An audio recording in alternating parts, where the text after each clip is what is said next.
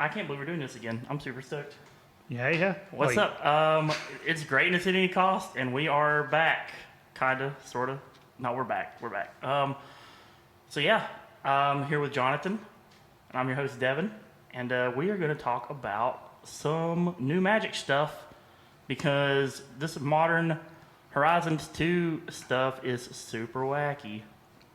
Yeah, it's exciting, but it's wacky. I like how we're just going to give no explanation about where we've been for the past year and a half or whatever. It's just boom, episode, here it is. What's up? Hey man, if anyone happens. Wonders, they can throw COVID on their mind and say it's happens. Stuff happens. But here we are, and we're just going to jump right into it, guys, because, well, I guess I actually had an outline for this episode, and I kind of already threw it out the window. But we're going to talk about two formats today, mainly. We're going to talk about historic and modern. Because we're looking at it right now, so modern is just fresh on our minds. Let's get into some of this Modern Horizons 2 stuff. Dude, you see Grief? Yes. I was you know me, I'm a blue player. I was already scanning through all the blue, and I've just gotten to Fractured Sanity and was what? Yeah, and so they seem to be trying to push a squirrel thing too. Have you seen all Sanctuary, Squirrel Mob? Yeah, you've got that has to be more Squirrel General. That has to be more for Commander, right? This is there's it's Commander Masters, right? People like Tribal. Yeah.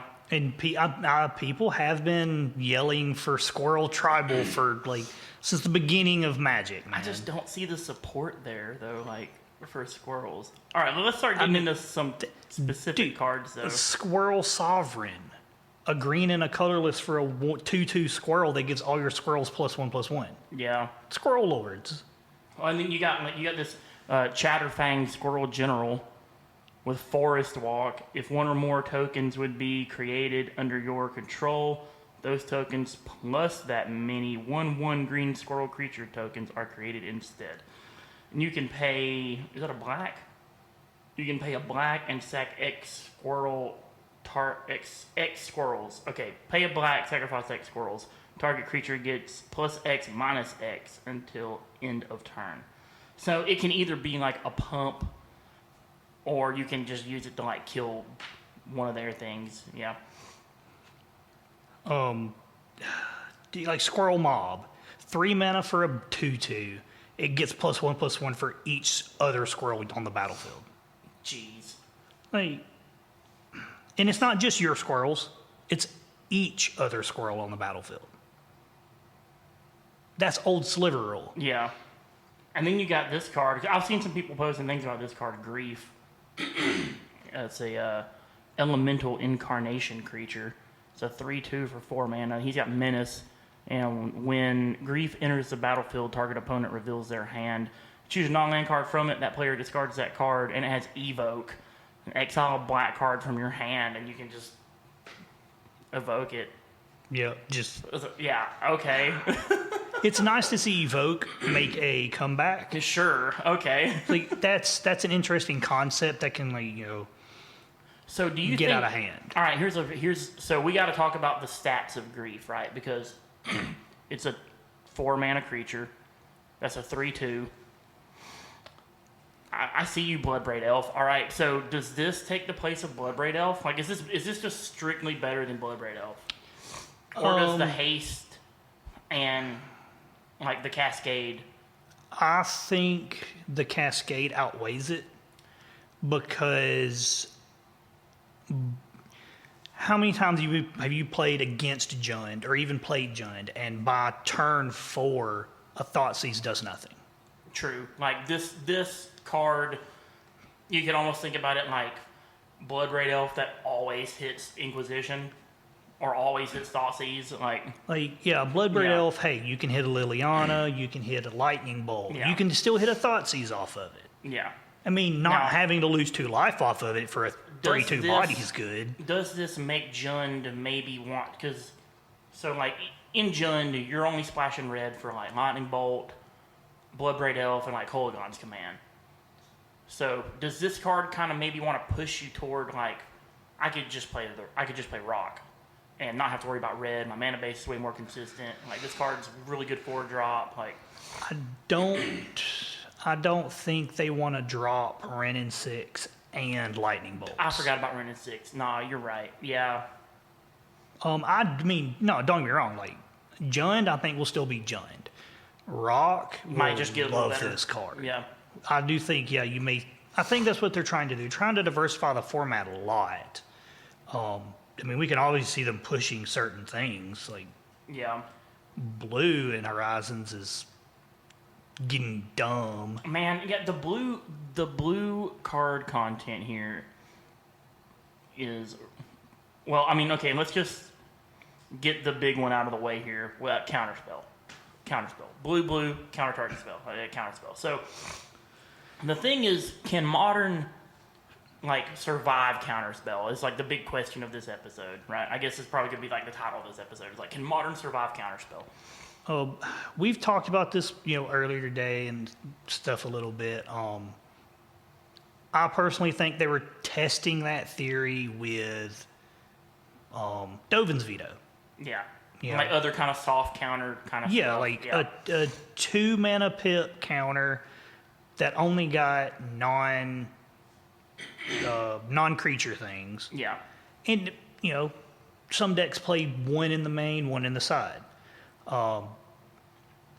Counterspell, in my opinion, is a little bit better. Sure, it can still be countered, but So do you think like the big mana, like the greedy mana control decks, like Esper and stuff like the 3-color control decks, are they going to play like the whole grip of counterspell? Do you think they're going to play 4 of them? Like, can they consistently have double blue turn 2, like without really doing a lot of damage to themselves by going to get shock lands? I know Bringing them in untapped, like. I know Esper could creeped up for a bit into some metas, but honestly, with the way that meta is and how fast it is, I just don't see them playing 4 of that. I kind of agree with you. Like, if you're I see blue-white playing maybe a grip. Yeah. 3 to 4 of them. But if you're playing Esper and you go turn 1, fetch, bring in a land, and you go turn 2, fetch, bring in a land, shock it, and you're playing against mono red, like, just so you can have a lightning bolt, just so you can have a counterspell up, like, that seems real bad. So yeah, it's a lot harder for the 3-color decks. I think it's going to be a lot like when Jace and Bloodbraid got unbanned, where people really freaked out to begin with, and then the minute they actually hit the meta, they had like a very minuscule impact on the meta. Like, and I think Counterspell is going to be the same way. I think people are really freaking out and like, oh man, Counterspell, oh my god, I can't believe Counterspell is going to be in Modern. And then it's just going to be like marginally better than, say, like Logic Knot or something like that. I don't think it's going to really like turn the format on its head. You have a bunch of counterspells you can already cast, from turn 2 anyways. You have Mana Leak. You've got Spell Snare to get people's 2 drops. Yeah. You've like, got... This only becomes real good like late game where you have like where you can have this mana up plus like negate mana or Dovin's Veto mana up, or so you have like multiple counterspell mana up. I see this being the card that replaces any of the decks that play Mana Leak, this replacing Mana Leak. Yeah, I mean, because, it's just strictly better than Mana yes. Leak. Yeah. So I don't see it being a full grip in most decks, but I see consistently 2 to 3 of them. Yeah. Maybe the full grip across the 75, but not in the main 60. If you're a mono blue deck, if you're a mono blue deck, I think you'll play in the main 60. Yeah, like, you'll play boom, 4 of these, no problem. Why not? But if you're blue white or Esper, maybe it's like a 2-2 split, like 2 in the board, 2 in the main, or 3 in the main, 1 in the board, depending. Like Esper and Jeskai decks, because like probably only play 2. Well, I mean, in the mirror match, it's going to be indispensable. Like, in the mirror match, you're just going to go with but then again, like the mystical disputes. Yeah, and like the things Dovin's like that. Vetoes are just as good in the mirror match. Yeah, so. Okay. And that's kind of where I fall on it. Is I don't think it's gonna like. I don't think it's gonna overly impact the format. I think it will be good. Obviously, like It's a good something to card. rock the boat. Yeah. All right, let's talk about Rishadan Dockhand, a 1-mana 1/2 Merfolk with Island Walk. 1 mana, tap it, tap target land. So it's Rishadan Port on a stick, right? Is this card good? Like, because I've seen a lot of people be like, "Oh my god, it's Rishadan Port on a stick." Okay. Okay, but it dies to every removal spell that's ever been made. Like, so does it? Is it good? My problem with any effects on a stick is exactly that. They're removable. Yeah, like you can't just play this and act like Fatal Push and Lightning Bolt don't exist. Like you just there it is. Like I know this is their way of getting around not just reprinting cards into the ground. yeah. I get that. But Well, because if they would have just straight reprinted Rishadan Port, then we'd be talking about that pretty much the whole episode, right? Like that would just be like, oh god, I can't believe they're doing this. you know, like Magus of the Moon. Yeah. They've printed so many things on sticks. Making it rare, giving it Island Walk. So like it has its own merits. It's not just like Rishadan Port on a stick. Like in a Merfolk deck, this is an auto. If for some reason you're still playing Merfolk, this is like an auto. You don't think so? No, because they're better one-drop Merfolk Yeah. that have Island Walk Okay. or can't be blocked. So you're really just going to be playing this. Maybe it's more like a board thing. If you just really have, so your opponent just has a land you need to deal with, like if you're just getting your head beat in by Celestial Colonnades or like Raging Ravines, and you bring this in, and This might sound real aggressive. If you're playing a creature to deal with a land, why are you playing Magic? well, Like, I just, like, okay, my rebuttal to that is Fulminator Mage. Like that's the only reason Jund brings Fulminator Mage in. It's just to like pop Tron lands and stuff. that's to destroy a land. Yeah. This just taps it. They can still have Tron and still tap their other 2 lands for 4 mana. And if they have like duplicates of one, then it's not doing you any good anyway, right? So that's my problem with it. Is it postpones a problem? It doesn't solve a problem. I think the only problem it might quote solve is if you're like getting your head smashed in by like a Raging Ravine or a Celestial Colonnade, because those decks tend to not play like 4 of those lines. I mean, maybe Blue White plays 4. Blue White Colonnades, plays 2 nowadays, maybe 3. but I say Jund plays like 2 Raging Ravines, I think, maybe 1, depending. Like I don't know. Like, I get that it gives blue the opportunity to deal with lands, but if you're playing a monocolor Merfolk deck, run you some Field of Ruins Yeah. or some Ghost Quarters, because that answers a land. It doesn't again, postpone the land. So my takeaway is this is a card that, because of the name, because it has Rishadan in the name, 100%. it has a lot of hype to it. But in the grand scheme of like the meta and the playability of the card, it's like a C plus maybe. Like it's good, but it's not anything to write home about. Yeah, like, Yeah. don't get me wrong. A 1 mana for a 1/2 Merfolk, that's So, nice. Let's remove the Rishadan Port from it, right? Like if it was just a 1 mana 1/2 with Island Walk, that's a Merfolk. Like that's playable in Merfolk, Yeah, like, right? So I mean, it has some upside. So it doesn't, I don't think it replaces anything in Merfolk. yeah. And Well, like- Merfolk is such a fast deck that if they're tapping lands, they're losing. If you're playing like, let's say you're playing like mono blue Merfolk or like blue green Merfolk, and you don't have anything to deal with like a flying land, then this is like the only board option you have to deal with like Colonnade. Then maybe like that's where it falls in at. Even then, I think you run Spreading Seas instead. Fair, yeah. Like, sure, it's 2 mana, Just put it on there that they can't get rid of their. but it's an a lot- island and you get to draw a card. Yeah, it's a lot easier for them to deal with this than it is to deal with that. Yeah. Yeah, fair. I mean, yeah, I think it's just like overhype Yeah. on it. Okay, so a card that I wanted to talk about that we haven't actually talked about yet, Profane Tutor. Oh, jeez. Yeah. So, Tutor with Suspend 2. How do we feel about this? They can see it coming, which, of course, draws it back a little bit. Yeah. So the earliest, if you don't have any shenanigans in your deck, is going to be turn 4. Yeah. Because it's you have to. I don't play a lot of suspend cards, so you have to pay the 2 to suspend it. Yep. And then it's 2 turns before it pops. Yeah. Right? During your upkeep, you remove a suspend counter. So you're gonna play this on turn 2, assumedly you have it that early. You gotta wait 2 turns for it to go off. It pops off on turn 4, and then you get to put that card into your hand. So that is better than some tutors where you have to put it on top of your deck or something like that, right? So it is going to come to hand. So effectively, turn 4, you could play whatever card it is that you went to go get. Like, it's a demonic tutor, yes, with suspend. Yeah.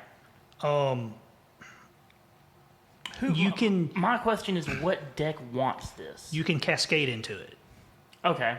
and then use it immediately. Yeah, that's true. So ad nauseum Oh. might use it to pull specific things out of their decks that they Okay. want. That's not really the way they want to play because they want to be able to cascade into their drops. Yeah.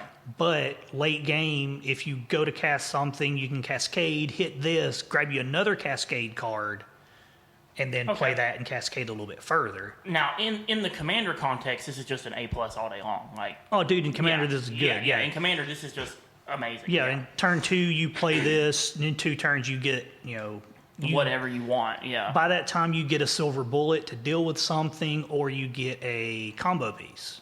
Yeah. So I'm thinking in Modern, this probably doesn't have. I think this is probably more of another case of like Commander Masters here, where it's like I don't think this has a ton of appeal in Modern.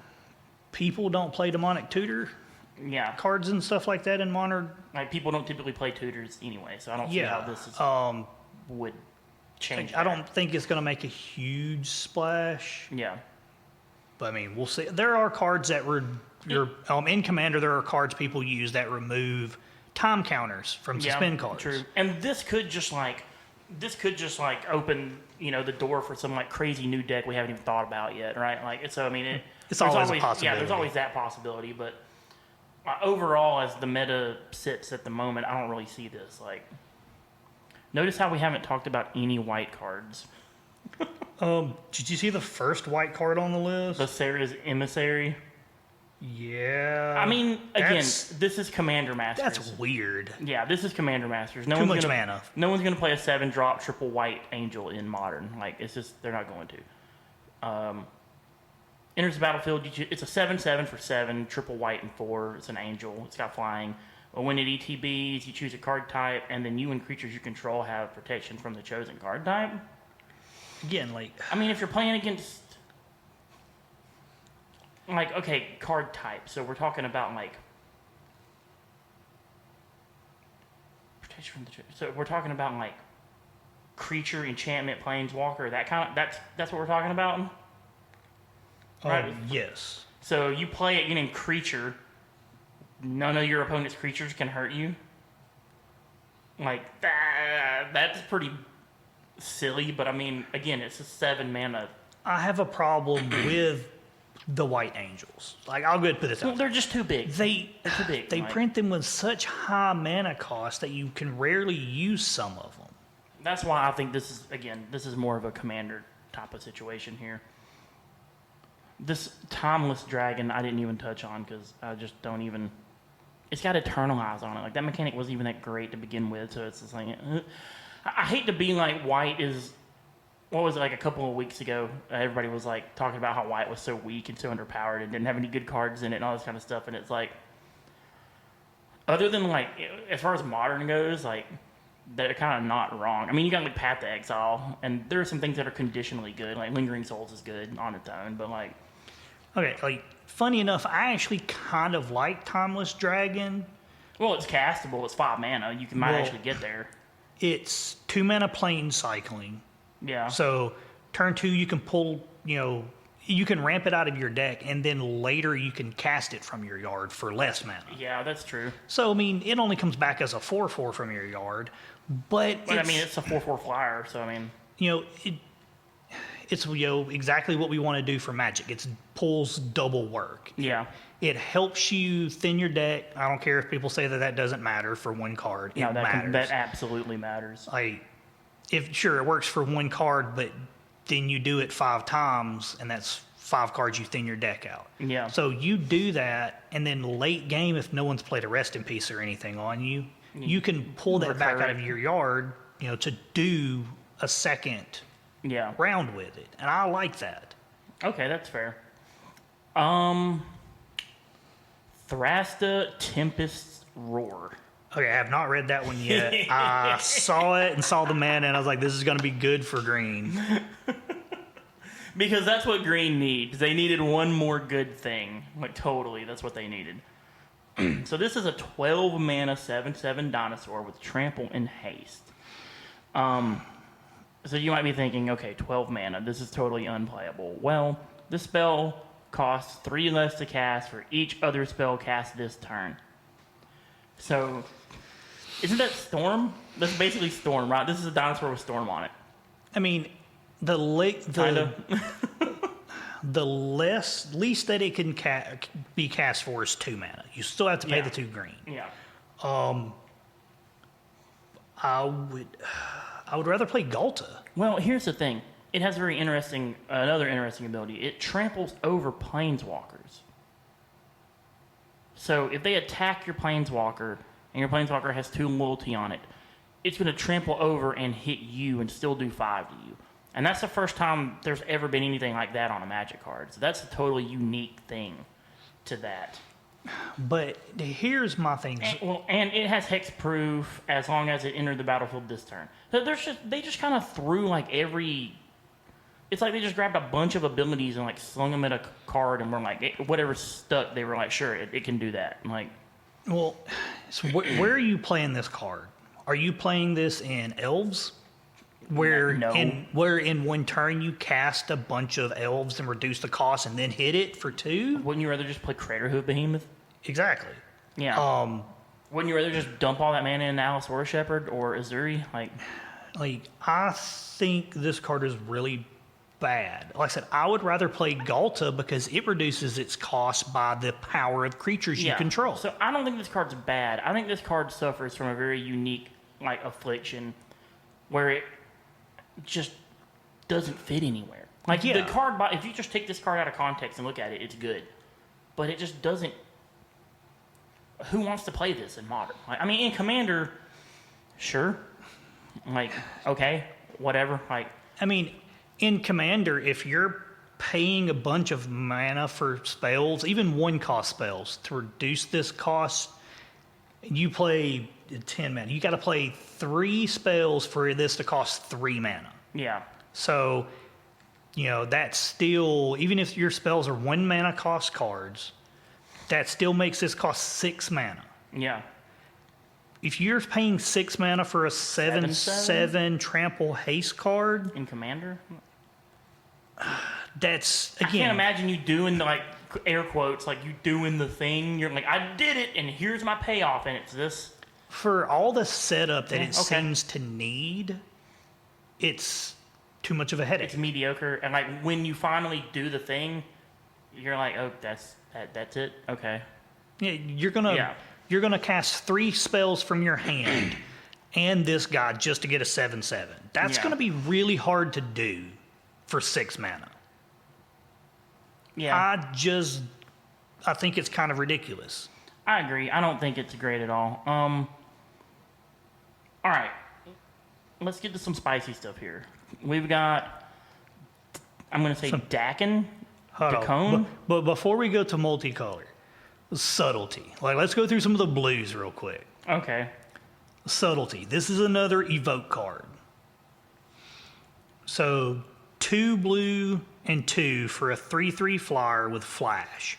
Okay, if that's all it said, it's okay. Sure. Okay. Yeah. When subtlety enters the battlefield, choose up to 1 target creature spell or planeswalker spell. Its owner puts that on the top or bottom of their library. And you evoke its exile blue card from your hand. Yep, and you can exile a blue card. Like, And it has flash. So you can This- do that at instant speed. Like This is that's kind a good of card. the opposite of, like Dovin's Veto. Dovin's Veto is just non-creature. This specifically targets creatures and planeswalkers. Yeah. I don't see decks playing this if they are 2 to 3 colors, but I think some of the mono blue decks might play this some. Oh yeah. And here's the thing about this card. Everything, kind of the same thing with the Thracic thing. Only this, I feel like this does deliver when it happens. Like you're actually really glad when this pops off and does its thing. But what again? Just where does it go? What decks does it go into? What shield does it fit in? Like, Who wants this card? Like over the things you're already playing in like you said, like in a mono blue deck where you're limited and you kind of just need things. This is good, right? But in a blue white controlled deck or a sideboard deck cards or something. for some of the, like, for maybe mill decks and things like that, Yeah, who can't really deal with some of the aggro. You can just pitch a card to put one of their creatures early game on the bottom of their library or one of their planeswalkers. yeah, I think it's good for things like that because they seem to be printing some actual mill cards in this, which maybe we'll see a good recurrence of mill for Modern. We've seen a little bit lately. Yeah. Maybe they'll put a little bit more. I think it's to be good for decks like that. okay, Just a little bit extra protection. all right. Let's talk about some of this multicolored stuff down here. Dakkan, I'm going to say Dakkan Shadow Slayer. He's an Esper color planeswalker. He's 3 mana. He's a black, a blue, and a white. Comes out with 0 loyalty on him. That's kind of wacky. Wait, hold on. Okay, His so- static. yeah, his static. He enters the battlefield with a number of loyalty counters on him equal to the number of lands you control. Oh, wow. So the further the game Okay. gets, the better he gets. So if you rip him on turn 10, he comes out with 10 loyalty on him. Ugh. Yep. Okay. He comes out at least with 3. So +1 is Surveil 2, which I think if you can stick this guy on turn 3 and just start surveilling, that's pretty good. So how do you feel about Surveil? Is it just strictly worse than Scrying? It really depends on your deck. I mean, if you want things in the yard, then this is better. But Like playing him, surveilling something, and the next turn being able to Snapcaster Mage and throw something at something that you specifically put in your graveyard from Surveil works great. okay, Like I like both of them. I would prefer Scry personally, but having like one of this guy in my deck would not hurt my feelings. yeah. -3, exile target creature. I mean okay. That's just okay. Sure, that's good. That's great. -6. You may put an artifact card from your hand or graveyard on the battlefield. I feel like that's where he gets bad. No, that's where he gets good because that means you can surveil something into your yard. But what Esper decks are playing a bunch of playing a bunch of artifact stuff though? Like, Again, I think this is more of a commander thing. yeah. But Well, in Commander, this is just a home run. Like, this card's great. But in the context of Modern, I just don't. So those first 2 abilities are good for Modern. That -6 makes him so like. It's like, okay, so the thing that I like about Planeswalkers, to me, what makes a Planeswalker good is that its abilities don't limit it to like a particular archetype. Like you can play that Planeswalker in a control deck. You can play it in a mid-range deck. Like Liliana of the Veil, for example. You can play her in a variety of decks. Oh no, I agree Ren and 6, completely. you can play her in a variety. You can play Ren and 6 in a variety of decks. He fits in all kinds of stuff. This almost does, and then that last ability is like, well, if I'm not playing any artifacts, that last ability just literally doesn't even exist. So, No, like I completely agree with that. he's not the best card by any means. Yeah. Because again, it's the archetypes. You know, he fits in a specific deck. In this like set for doing limited, he'll be good. Yeah. He's a 3 mana that'll probably sit there for a while, and you can in pull your limited, this big will be things great. back. I mean, in limited, any planeswalker is awesome. Like, if you don't land ramp, you can cast him turn 6 and immediately get an artifact from your yard. Yeah. No one's going to do that. Yeah, right? Like, I mean, what?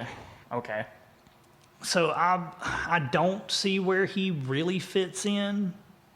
But again, there may be a deck we're not even thinking about right now. That's true.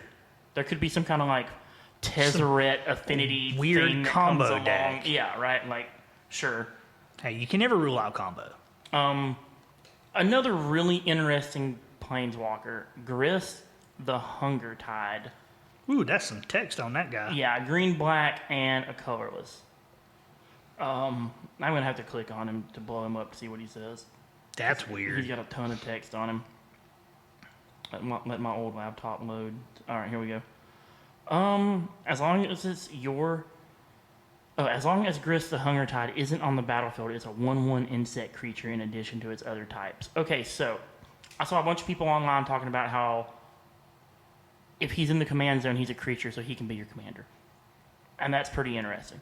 So he can be your commander because in the command zone, he would be a creature. +1, right? Like, that's wacky, but yeah. +1 is create a 1/1 black and green insect creature token, then mill a card. If an insect card was milled this way, put a loyalty counter on Grist and repeat this process.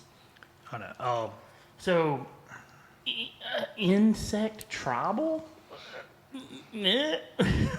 That's not even a thing. So, okay. -2, you may sacrifice a creature. When you do, destroy target creature or planeswalker. Okay, the fact that they did or planeswalker makes that ability really good. -5, each opponent loses life equal to the number of creature cards in your graveyard. So, this is just not modern playable in the least bit. Right? So, we're just gonna... This is strictly a Commander Masters card. Like, this is in... Welcome to Commander Masters 2021, right? So, your goal here is you make an insect deck and you mill yourself out, and then you -5 him and you blast everybody and win? Right? Like, that's... Maybe, but... Okay, It seems like a really one-dimensional card to me. I'm gonna throw something out there about people saying he could be your commander. Commander. It says he's a 1/1 insect creature, but it doesn't say he's a legendary creature. In addition to his other types. Legendary creature. But he's already a legendary planeswalker. I don't know if that supersedes that, though, and counts as being a legendary creature. Yeah, I don't know. Everything that I was like observing today, just in the limited time that I had to look at things online, it seemed like everyone was kind of under the impression that that is how it would work. But we've been wrong before, so I mean that might not be the case. But yeah, I don't know. Like, we'll see. Yeah.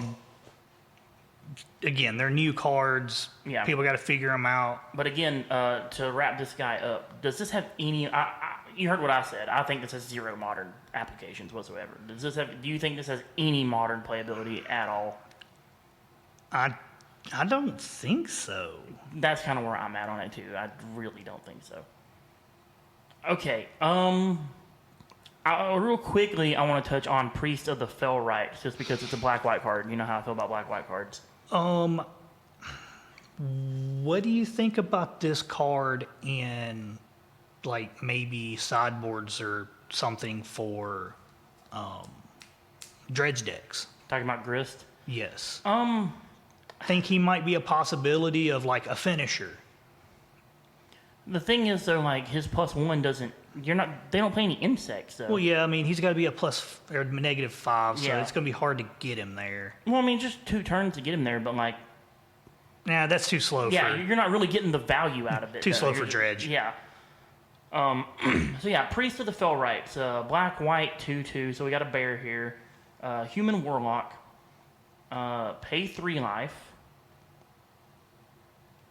Tap, pay 3 life, sacrifice Priest of the Fell Rise, return target creature card from your graveyard to the battlefield, activate only as a sorcery, unearth for 3 and a black and a white, so 5 mana. You can unearth it for 5 mana. I kind of like this card. Aristocrats. Yeah. Like, I don't know if Aristocrats has any huge payoffs that they really want to, use her sack ability for. Well, I mean, you can if they manage to get rid of your Cartel Aristocrat or your Falconwrath Aristocrat, Yeah. you can bring them back. So there's that. I mean, in Commander, this is going to be ridiculous. Oh yeah. This is another one of those cards where, like, when I read over it initially, I was like, I like everything this card does. I just don't know where it goes at the moment, right? I just don't know where this card fits in at. But I do like everything it's doing. Of course, I'm sure there's going to be a bunch more new cards printed that they haven't made before. Yeah. For this set, so maybe they'll print something else that it'll work a little better with. But I mean, it's not a bad card. 2 mana for a 2/2 that lets you get something back from your yard is pretty good. Yeah. All right. I don't want to hang out on this card too long because I think it's ridiculous and it has 0 playability in Modern whatsoever. But Garth One Eye. Dude, that's straight up Commander card. Hold on, wait. I think I have we got a new thing that we can record the podcast on, and it has sound bites on it. And I think this is how I feel about Garth the One Eye. Nope, that's not it. Hold on. This card's ridiculous. Like, I don't even know. I don't even know. So it's 5 color. It's 5 mana. 1 of everything for a 5/5 legendary human wizard creature. Just try to process this text when I read it, okay?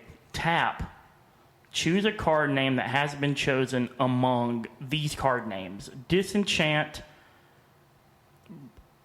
Brain Geyser, excuse me, Terror, Shivan Dragon, Regrowth, and Black Lotus. Then you create a copy of the card with the chosen name, and you may cast the copy, but you still have to pay its mana cost. Okay. For 5 mana, why in the world would I want to disenchant? Why in the world would I want to... Or it's not even 5 mana. It's technically 7 mana because you have to play this guy and then you have to cast the card too, right? Shivan Dragon? Like, what I just don't know. Black Lotus? Like, okay, so you play him. The next turn after you play him. So on turn 6, you could tap him and you have a Black Lotus. Oh my god. Like, What? he's a combo piece. He's a combo commander. Yeah, this is strictly commander only. Like, this card has 0 modern applications, as far as I know at the moment. Of course. Like, I can't imagine anything this fits in. But yeah, I mean, like, Deadeye Navigator with this and Infinite Black Lotuses. Blink him. Yeah, with back boots. In, put boots on him. Give him haste. Make a Black Lotus. Make a Black Lotus. Make a Black Lotus. Like. So yeah, like doing things like that, he makes you infinite mana. And then the last time you play him, you brain make a Brain Geyser and do the thing. Yeah. Yeah. So okay. Like, he's a combo piece that you always have access to with your commander. Yeah. So that's nice, but he literally gets no play anywhere else. I know this card's ridiculous. Like, it's just a meme. I mean, he's 5 mana for a 5/5 human wizard. Like, that's not bad. Okay. Real quick, we're going to touch on a couple of things real quick. Well, first off, they reprinted the Zendikar OG fetch lands, so that's great. Glad they did that because those needed reprinting. Diamond Lion. No. Discard your hand to sacrifice Diamond Lion. Add 3 mana of any 1 color. Activate only as an instant. What? What? I just don't know. Yeah, no. I mean, yeah. Let's be honest. This set has a lot of reprint, like pseudo reprints. Yeah. of things that they haven't really been able to reprint. This is, of course, Lion's Eye Diamond On a stick. on a stick. I've already said how I feel about things on a stick. Yeah. This is terrible. We got a new sword, though. 3-mana artifact, Sword of Hearth and Home. Equipped creature gets +2/+2 and has protection from green and from white. Whenever equipped creature deals combat damage to a player, exile up to one target creature you own, then search your library for a basic land card. Put both cards onto the battlefield under your control, then shuffle. I mean, the pro green and white is good. Like, it just lets them get on right past, like, Ariok champions. Like, so you could strap this like a red or a black creature. So I think this will probably wind up being a sideboard card for like mono red decks, really, because they just lose to Ariok champion. Like, and this just skirts right through her, doesn't even care. So I think it's pretty good. I mean, it's good. Yes, It's not like the old swords, though. Like, the old swords are just better. And, yeah. like the exile a creature you own works if you have ETB effects. Or if you want to like pseudo untap your creature you just attacked with. But then are you going to want to pay 2 mana next turn to re-equip it? I mean, maybe. Like, it just depends on the context of the game. I think it's a little clunky. Yeah. If you have things like Reclamation Sage or Autumn Veil Knight Yeah. and things like that, it's good. You can like use it, blink some things, take some things out and stuff like that, which works. Yeah. I don't know how effective it'll be in play. It'll probably just fall to the wayside like the other swords will. Yeah. Because if They you were relegated to like with Stoneforge Mystic in the format now, does this become like a good sideboard option for Stoneforge decks? Like, just play Feast and Famine. yeah. Because it protects you from Fatal Push and Path. No, Feast and Famine protects you from black and green stuff. Now, which one is the black and white? This a newer one, and it's Garbo. I don't remember what it's called, but it was bad. I think this is strictly better. I'm thinking than that about one. definitely thinking about the wrong one then. Yeah, Feast and Famine is black and green, and it lets you draw a card every time you hit. That one's dumb good. That's like the main deck one. It's like that one and Fire and Ice are the one they always like. They usually play. Yeah, the Light and Shadow is you gain 3 life and return up to 1 target creature from your graveyard to your hand. Meh. Okay. That's fine, but this just really, really gets past like the Heliod decks and stuff like that. I feel like, I mean, it's good. it lets you pull lands too, so it's like ramping you. It all depends on what your meta is. Yeah. Like, I mean, Again, this every isn't a card- main deckable card. every card just depends on what your meta is. Yeah, sure. I don't feel like this is a main deckable card at all. So but it's definitely a good sideboard card. Yeah, like Okay, the reason that we're here. Void Mirror. I don't want to talk about it. I've been so stoked about this card all day long. So 2-mana artifact. Whenever a player casts a spell, if no colored mana was spent to cast it, counter that spell.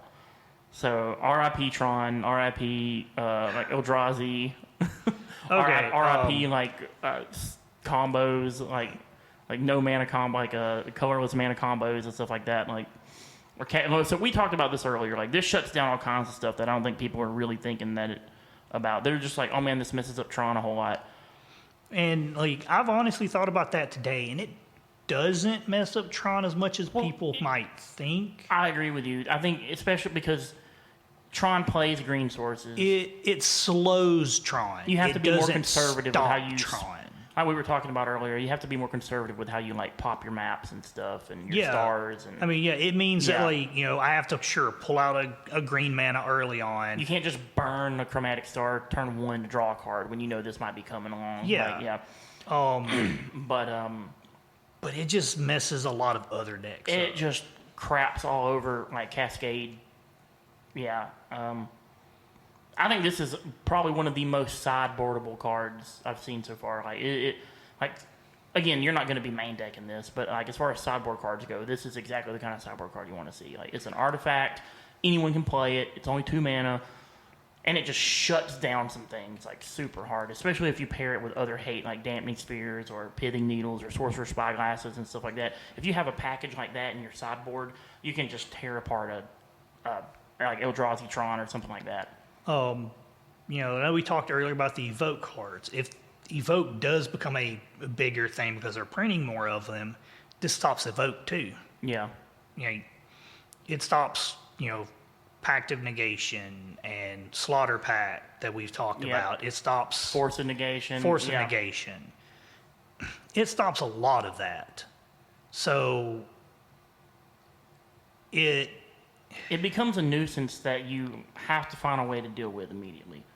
Like especially in like a Death and Taxes type deck, it's just one more thing that's like, well, now I can't force stuff, right? Like now I can't Pact of Negation things or Slaughter Pact stuff. Now I can't cascade into things and I know we've talked about it, earlier about how good it is compared to other things, and Damping Sphere. I honestly think this probably just replaces Damping Sphere in sideboards.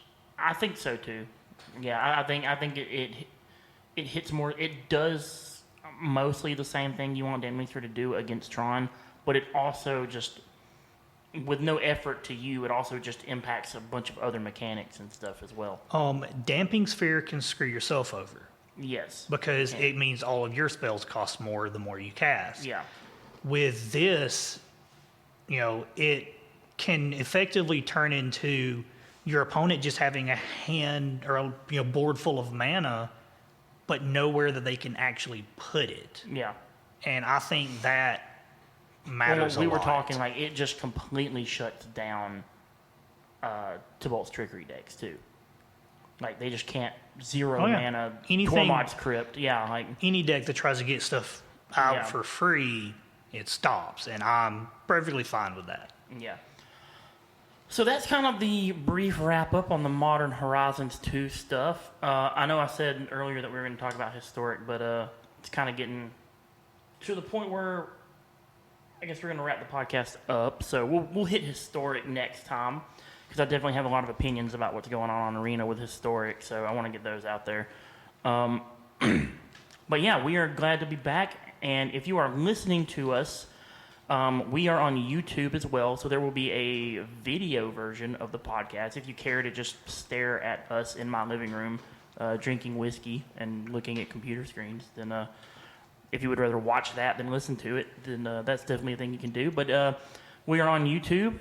Greatness at any cost, and we will be doing other kinds of content on YouTube as well. So even if you prefer to just listen to the podcast, you should subscribe to the YouTube channel, because we will be doing like Arena content over there. Going to try to start. There's already some unboxing videos on there that we did earlier, that we did like last year. So we're going to start doing some unboxings again. We'll do Arena content. A video version of the podcast will be up on there. And if you are, if you head over there, subscribe to the page, all that good stuff. If you're listening to us on whatever your preferred podcasting platform is, leave us a review. The reviews help, subscribe, all that stuff. And we have been Greatness at Any Cost, and we will be back next week. Peace.